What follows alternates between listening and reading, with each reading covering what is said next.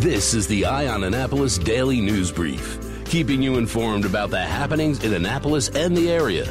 Local news, local sports, local events, local opinion, and of course, local weather. The Eye on Annapolis Daily News Brief starts now. Good morning. It's Thursday, January 30th, 2020. This is John Frenaye, and this is your Eye on Annapolis Daily News Brief. The Anne Arundel County Police Department is investigating the assault and robbery of a senior citizen in the parking lot of the Home Depot on Mountain Road in Glen Burnie. This went down a couple days ago, and about 8:50 p.m., a 72-year-old man was exiting his vehicle when he was approached by a black male wearing dark clothing. The suspect assaulted him, striking him with an unknown object, causing the victim to lose consciousness. When he awoke, he found that his wallet was next to him and missing an undetermined amount of cash. The victim did return home, where a family member called EMS, where he was transported to BWMC for treatment. Anne Arundel County Police are asking anybody that may have any information to give them a call at 410-222-6135. They've also arrested a man from Glen Burnie who witnesses reported seeing him abuse an animal in his care back on Sunday morning. Anne Arundel County Animal and Care Control officers responded to the 100 block of Janellen Drive in Glen Burnie. Witnesses say that 53-year-old Miguel Flores had beat his German Shepherd with a metal chain. Animal Care and Control took custody of 3 dogs at the residence. The dogs were taken to their headquarters for needed care and treatment. Now, Flores turned himself into the Northern District Station the next day, was taken into custody without incident, and charged with aggravated animal cruelty.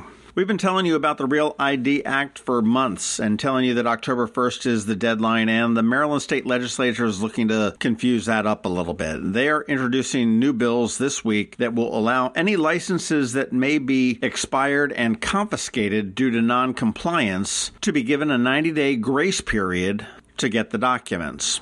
Now, the Real ID Act came into existence back in 2005, so we've had 15 years to get our act together, and we're still struggling with it. As it stands now, the law says that anyone found driving with a license that is expired for failure to comply with the Real ID Act can have that license confiscated by police and may not continue to drive. Under the new bill, drivers who have their licenses confiscated by police for Real ID noncompliance would have 90 days to submit necessary documents to the State Motor Vehicle Administration. This would also exempt those same drivers from being charged with failing to possess or display a driver's license if pulled over for any other infraction during that 90-day period. Right now, they say that about 1.8 million Marylanders are not yet Real ID compliant, so they are all up for having their licenses expired and perhaps confiscated.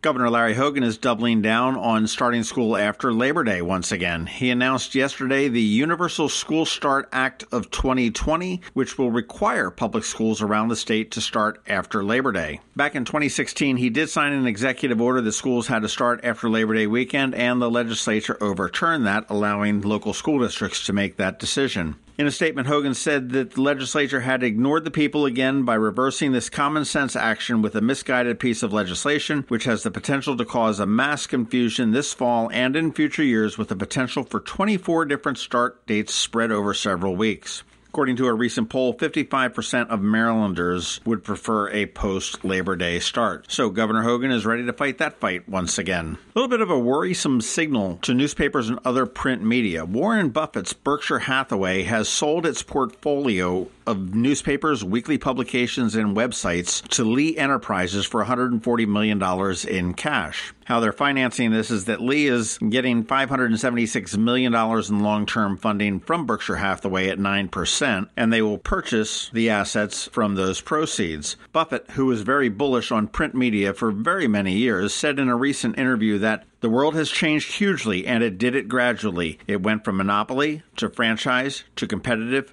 to toast. Now, Berkshire Hathaway Media Group owns the print and digital operations of 30 daily newspapers, 49 paid weekly subscriptions with digital sites, and 32 other print products serving communities in 10 states. And as we all know, when Warren Buffett speaks, many people listen, and this move does have many in the media world very shook up. Hey, that favorite Chesapeake flavor, Old Bay, is branching out. They have released a new hot sauce with Old Bay flavoring. They announced it on their Twitter feed, and it is available for purchase on their website for $3.49 a bottle. And this, as we all know, is that crab seasoning mix that's been around for more than 75 years from McCormick & Company. Old Bay is branching out a little bit with a hot sauce. The front label of the sauce says it is great for game day, brunch, and happy hour. And I've talked to a couple people who have actually tried it, and they're telling me it's just meh, another hot sauce. Well, let me be the judge of that. I'm going to see if I can get myself a bottle, check it out for myself, maybe this weekend while I'm watching the Super Bowl. All right, that does it for our top news this Thursday. Please make sure you're checking out eyeonannapolis.net throughout the day. You can see more details about these stories, plus more, because we do update them throughout the day. It is Thursday. We have Trevor standing by with your Annapolis Makerspace Maker Minutes, and we also have George Young with your local DMV weather forecast. All of that in 1 minute. When you think of Watermark, you probably think of Harbor Queen. You know, the big white boat that sits down at the end of City Dock. But did you know that Harbor Queen is much more than just a visitor attraction? That thousands of local school children take field trips aboard it every year to learn about the Chesapeake Bay and our region's history. But that's not all you don't know about Watermark. When the Susquehanna River crested, washing thousands of tons of debris into our waterways, Watermark was there, rolling up their sleeves, helping the Annapolis Harbor Master clean up Ego Alley. And when the Annapolis Police Department SWAT team needed a boat to conduct special training exercises on to help protect our waters, they called Watermark.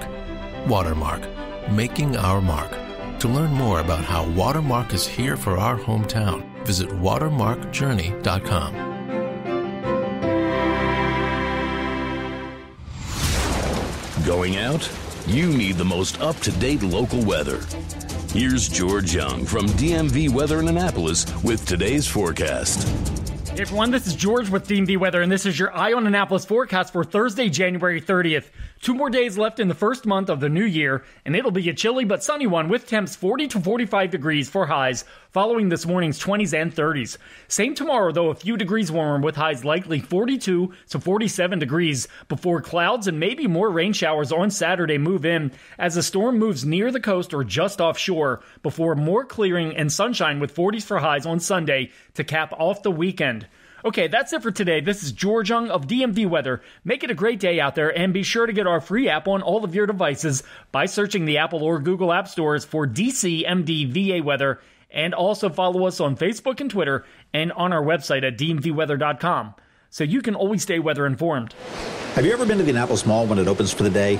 Maybe you've noticed the line of folks waiting to get into the Apple Store. As you may know, I'm a Mac user, and today's episode of the Daily News Brief, in fact, all of the episodes of the Daily News Brief have been produced right here on my Mac computer.